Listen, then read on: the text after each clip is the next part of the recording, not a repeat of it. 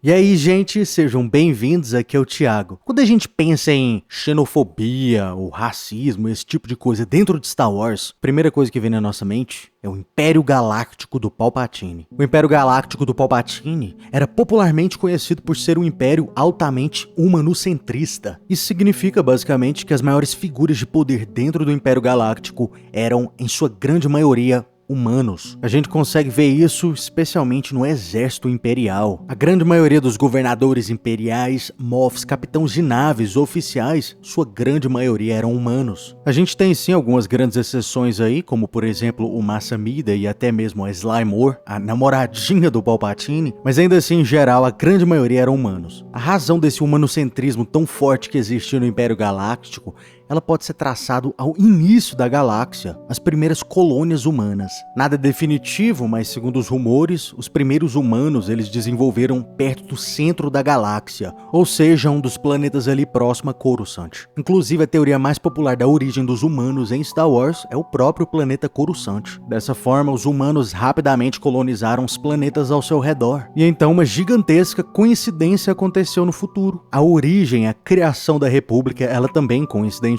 aconteceu no centro da galáxia de Star Wars, no lugar que tinha mais humanos em Star Wars. Os humanos, claro, não foram os únicos que influenciaram aí, ajudaram a criar a República Galáctica. A gente também tem outras espécies, como por exemplo os Duros, mas é inegável que a maioria dessas pessoas dentro dessa República inicial eram em grande parte humanos. Então a gente, de início aqui em Star Wars, a gente já ficou numa situação meio estranha, onde a primeira espécie que realmente cresceu em grande escala e instituiu um grande governo na galáxia foram os humanos. Com o passar do tempo, com a descoberta de mais planetas e mais espécies, é claro, essa supremacia humana reduziu um pouquinho, mas ainda assim as raízes, a criação desse governo é uma parte eterna, é parte da história da República Galáctica. O momento na história da República Galáctica em que a gente pode dizer que a galáxia esteve mais equilibrada, mais diversa, menos humanocentrista na sua história, a gente pode colocar assim, é exatamente durante as prequels. Esse foi o ponto na galáxia em que a República esteve no seu auge, no seu maior tamanho, com a sua maior quantidade de planetas e, consequentemente, com a sua maior variedade de espécies em sua história. E é exatamente aqui nesse momento que a gente introduz o Palpatine.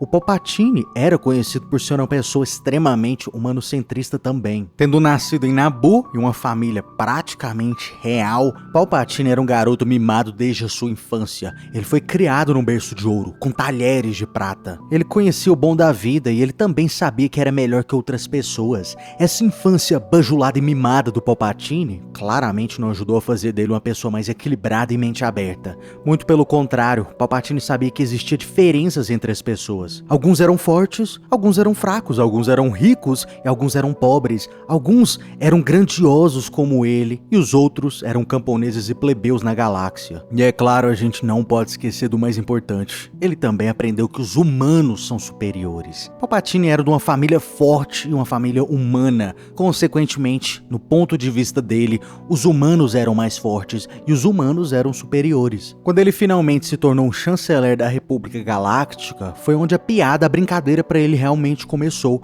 O momento onde ele finalmente ia colocar os seus pensamentos e o seu estilo de vida na prática. Ele ia forçar o seu pensamento na cabeça das pessoas. Agora, a forma que o Palpatine conseguiu fazer isso com extrema eficiência e deu certo isso foi através do movimento separatista. Através de toda a sua maquinação política e planos que podem ser traçados aí até o criador da regra de 2, o tão querido e amado Darth Bane, Palpatine conseguiu fazer de uma forma simples algo que nenhum outro Lord Sith na história da galáxia conseguiu fazer antes dele. Ele conseguiu dividir a galáxia inteira em uma guerra gigantesca contra um oponente que pela primeira vez na história não era contra um Império Sith, agora era contra planetas, contra pessoas que também faziam parte da República. Os separatistas, antes das guerras clônicas, gente, eles faziam parte da República. Se isso daí não foi um golpe genial, eu não sei o que é. Agora você deve estar se perguntando, né, onde é que o racismo entra aqui, né? A gente tá falando das guerras clônicas, o que tem a ver?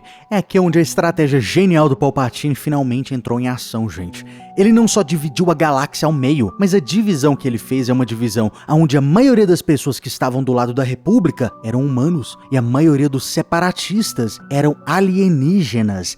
Essa foi a estratégia genial. Uma vez que as guerras clônicas finalmente acabaram, a situação humanocentrista, xenofóbica ou racista, sei lá o nome que você quer colocar na galáxia, estava 10 vezes pior. Porque, pouco tempo atrás, metade da galáxia estava lutando contra metade de uma galáxia alienígena. O estado racista da galáxia, quando chegou na Era do Império, era tão grande, tão elevado, tão extremista, que quando aconteceu o genocídio dos Geonosianos, praticamente ninguém na galáxia falou nada. A grande maioria, gente, dos planetas que fizeram parte do movimento separatista, que eram praticamente todos alienígenas, foram completamente escravizados e sugados até a última gota pelo Império, e a maioria da galáxia não fez absolutamente nada. O ódio que Palpatine colocou dentro das pessoas por várias espécies alienígenas foi tão grande que eles não só não faziam nada, mas comemoravam a extração injusta, o sugamento desses planetas. Até mesmo os soldados clones que ajudaram a colocar um fim na guerra contra o movimento separatista eram humanos.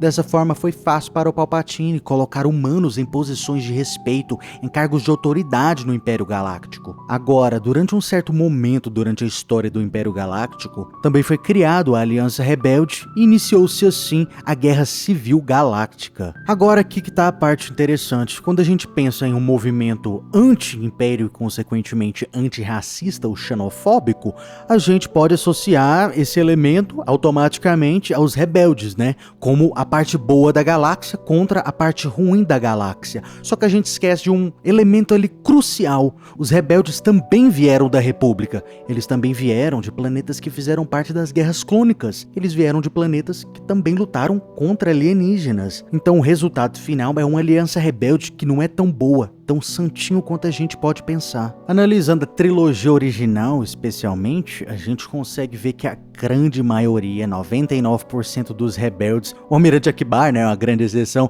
mas a maioria dos rebeldes que a gente vê no chão, na luta ali na briga, com a arma na mão, lutando contra o Império, a grande maioria, gente, são humanos. Esse daqui é um problema muito sério. Inicialmente você pode pensar, né, que é simplesmente uma questão de ficar mais fácil de fazer o filme. Para fazer um filme com mais humanos é mais fácil de fazer um filme com um monte de gente de fantasias. Só que o problema é que não é uma questão prática na vida real, é uma questão que existe dentro da história da Aliança Rebelde. No livro X-Wing e o Punho de Ferro, a gente tem uma cena onde o Wedge Antilles mesmo, ele se lembra que a grande maioria das células rebeldes humanas são tão racistas, se não mais racistas que os próprios imperiais. É tão severo assim, gente. As críticas mais populares aí estão entre eficiência em combate, muitos acreditavam que os humanos eram mais eficientes, e também o cheiro. Os humanos em geral odiavam o cheiro de outras espécies. É uma situação meio estranha, né, gente? E é interessante a gente falar disso daqui, porque muita gente simplesmente coloca os imperiais como 100% malvados e os rebeldes como 100% bonzinhos. E a realidade da situação aqui é que, na vida real, ninguém é 100% bonzinho. Ninguém é 100% vilão e ninguém é 100% herói. Mas deixem aí nos comentários, gente, o que vocês acharam dessa informação aí, hein? E se você gostou do vídeo, não seja racista, curta e se inscreva. Caso contrário... Você está no conselho, mas não o consagramos mestre Jedi.